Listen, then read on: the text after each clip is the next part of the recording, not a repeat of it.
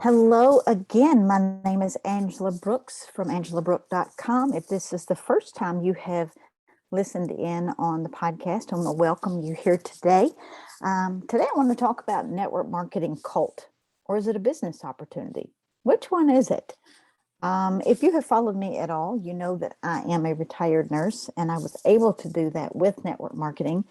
Yes, I was just as curious as most people. And some people have given network marketing a bad vibe because of how it was presented to them, or maybe they joined the wrong team and it felt like a job instead of something they could get behind and grow. Everybody gets to do network marketing their style, but there are some people, some leaders, uplines, whatever you want to call them, that feel like they are supposed to tell people what to do. When in fact, you're an independent person and you get to do things your style, your way. And it is a business where you get to be all you and bring your personality to the table and not be a carbon copy of someone else that you're following. Or maybe you've watched somebody else, or maybe you're being coached by somebody. It happens a lot in our industry, and it's just not necessary to be anyone else but yourself. So I just want to put that on the table so that you understand that most people who join network marketing are rarely um, rarely realize that they need to build their business around themselves and not the products, because it's such a big push to be a company, the company be your center. And it's not true. You are the center of your business, and a network marketing company is just an affiliate to what you do. So simply because if a company closes, which I don't think people think of, even though there's a solid company, or maybe they close the network marketing side of the business. That has happened before in our industry, and you immediately lose your check. There's no pass go, there's no 30-day warning. It's like you'll get an email or a letter and say, we're closing. Bye bye. Thank you. And if you have not built your business around you and built your email list for you to go and continue, then you're starting from literally from scratch. And God, I hate it when people have to do that.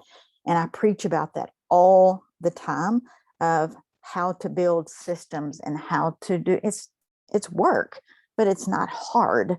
And it's something that I teach people to do if they're willing to listen to me. A lot of people go, oh, I don't need that, because I was one of those.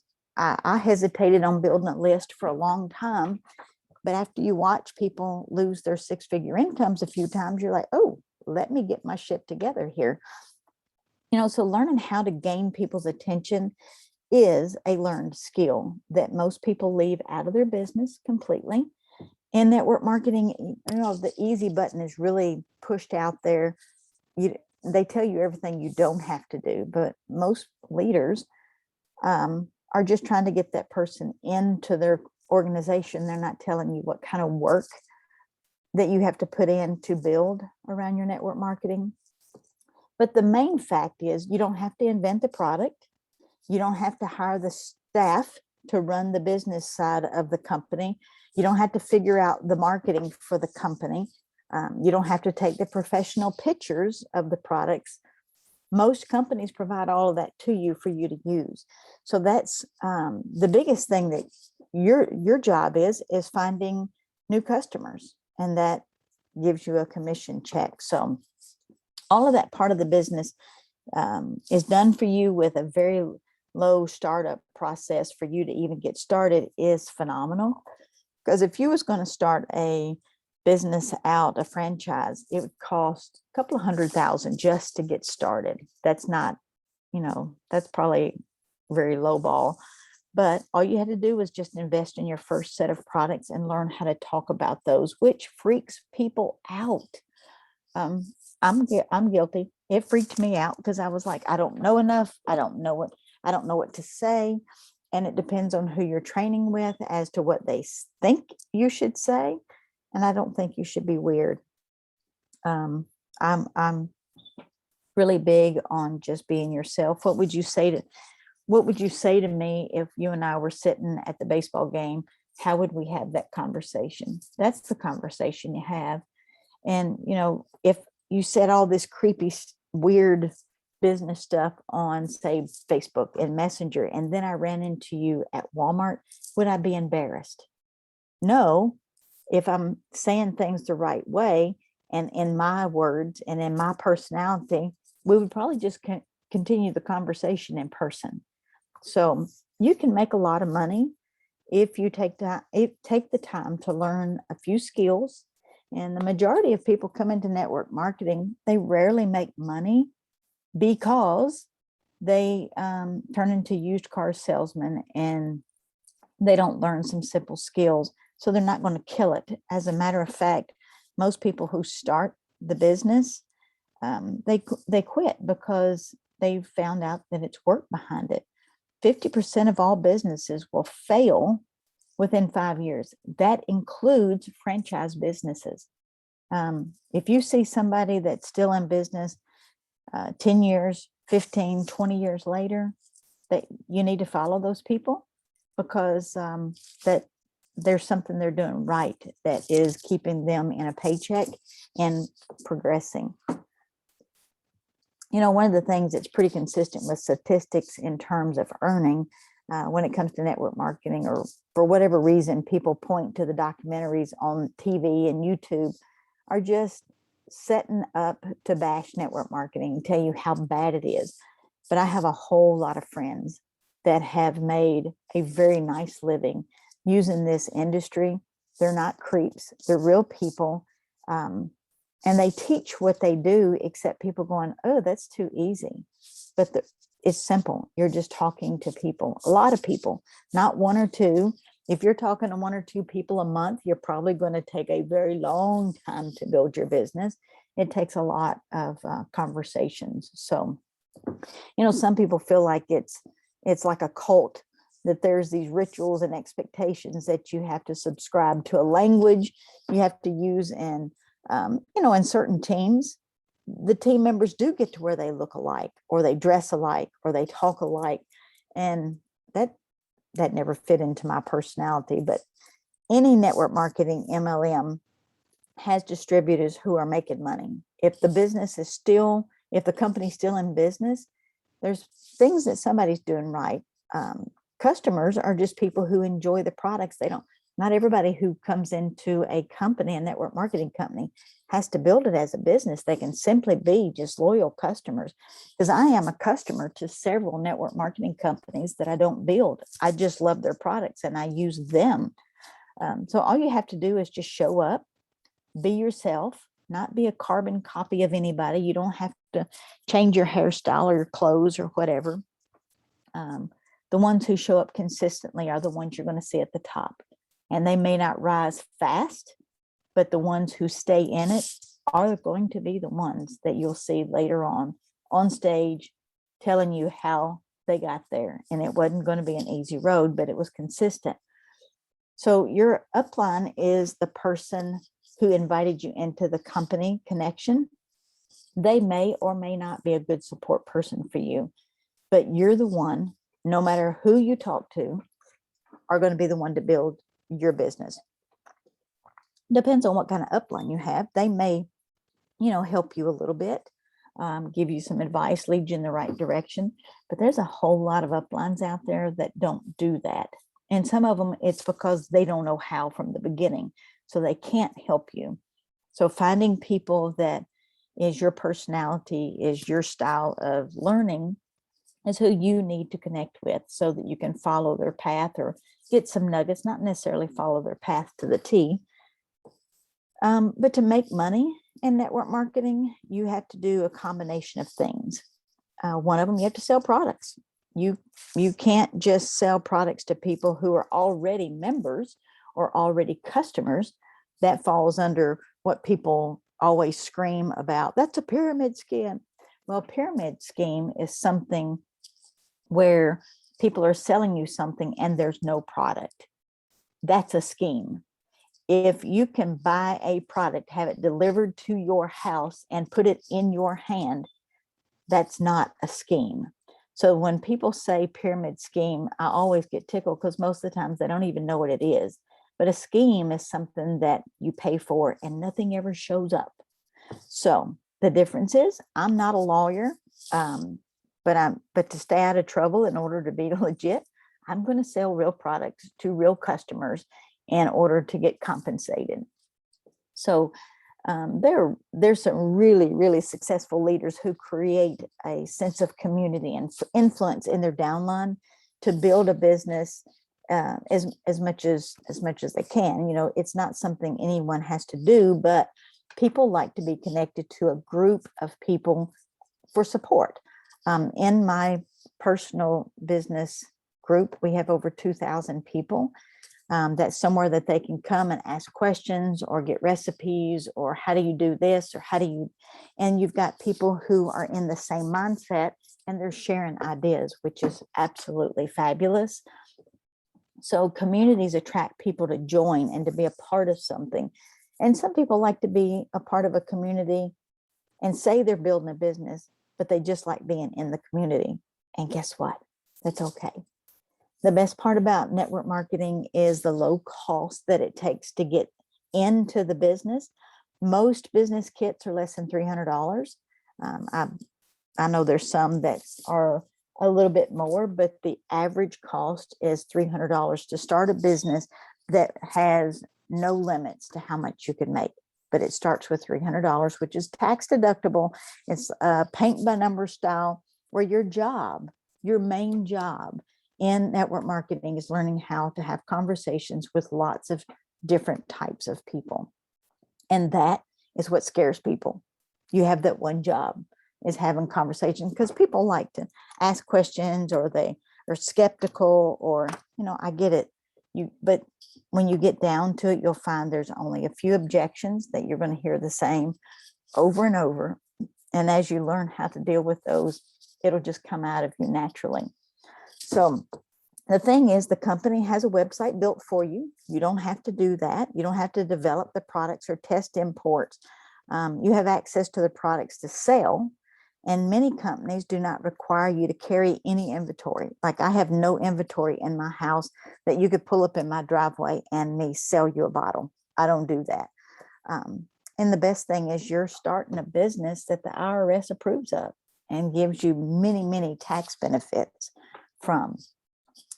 So a lot of people say that your upline is just being nice to you and dedicating their time with you is because you make them money if you succeed. Well, here's my question. If my upline helps me and they give me advice or they lead me in a good direction, how different is that from a head baseball coach, or different from a boss at a plant? When you go to a new job, they teach you what you're supposed to do because they want you to be a successful employee, or your manager at, say, like an insurance company, and you go there to work and you've never worked in insurance before. They've got to teach you the language. They've got to teach you the paperwork. They've got to teach you how to talk to their customers. The only difference between any of these examples is the fact that you're an independent distributor of your own company. And so you have to know how to get started. And that's what a good upline is going to do for you, is to teach you those things. That's what managers and leaders do. Everyone who joins a network marketing organization feels all the love in the beginning, because, you know, leaders can take a lot of time out of their own personal time and help you with your success and pour into you because they want you to do well. They don't want to just bring you into the company and then you disappear in 90 days. They want you to succeed because, number one, it helps them if you succeed. It helps you if you are able to succeed. And there's nothing bad about helping each other get to the level that each of us want to be in. It's just everybody doing just a little bit to help each other. I just think that's good community. And you get to find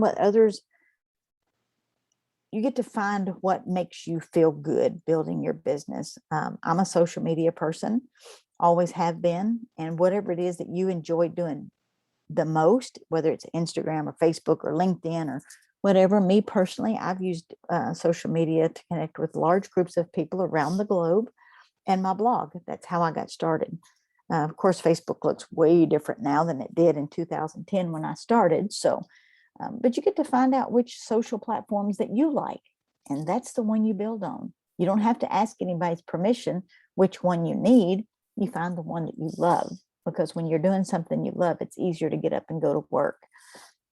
You know, the one thing I always tell people they must do is fall in love with their products themselves, because you can talk about it differently when you have your own personal results, or you can share stories from inside your community, from, you know, friends that you've made or whatever, and share their stories. Once people put their own stamp of approval on something and they share their personal story, it's no longer cold selling.